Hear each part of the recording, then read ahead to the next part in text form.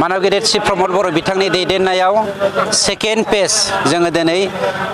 forest area land title सार्टिफिकेटखौ राननो थांगासिनो दङ आरो जों लाइमुथियावहाय 862ता न'खरनो जोङो टाइटेल सार्टिफिकेटखौ रानजेनबाय गासै जोंनि बिटिसिआव 14,000 जोङो लेन्ड टाइटेल सार्टिफिकेट रानगोन गाबोननि अखानायै समबारखालि जोङो निसिमायाव जोङो 2,000सोनि रानगोन बेफोरबायदिनो खामानिया जालांबाय थासिगोन जोंनि सरकारा दिनैसिम 3,25,000 मानसिनि हानि जेंनाखौ फोजोबबाय आरो बावैसो जोङो इलेक्सननि MCC जानायनि सिगांसिम जोङो 60 to 70,000 मानसिनो हानि पाट्टा होनो थाखाय रेडि 862ता न'खरनि थाखाय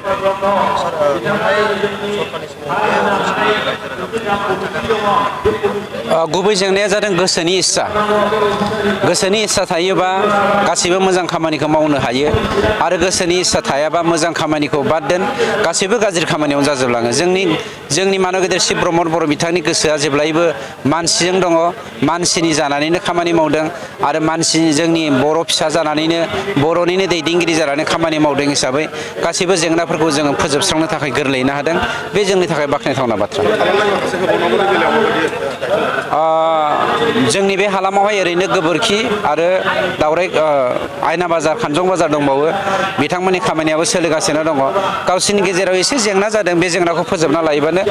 आगष्टनि 17नि सिगां जोंना जुदि MCCआ 17 तारिखसोआवलागै जायोबा बिनि सिगांनो जों लेन्ड टाइटेल सार्टिफिकेट बिथांमोननो होनो थाखाय राजि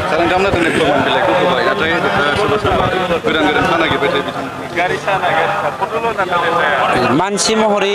साबसिननिफ्राय साबसिन नागिरो बेवहायनो जोङो खैफोदाव गोग्लैनाङो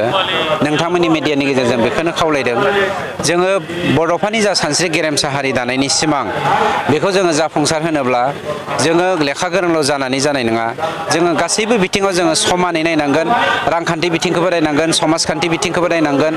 आरो सोलोंथाइ बिथिंखौबो नायनायजों लोगोसे जोंनि आगसि आगदा थानाय जोंनि नसुंसेयाव थानाय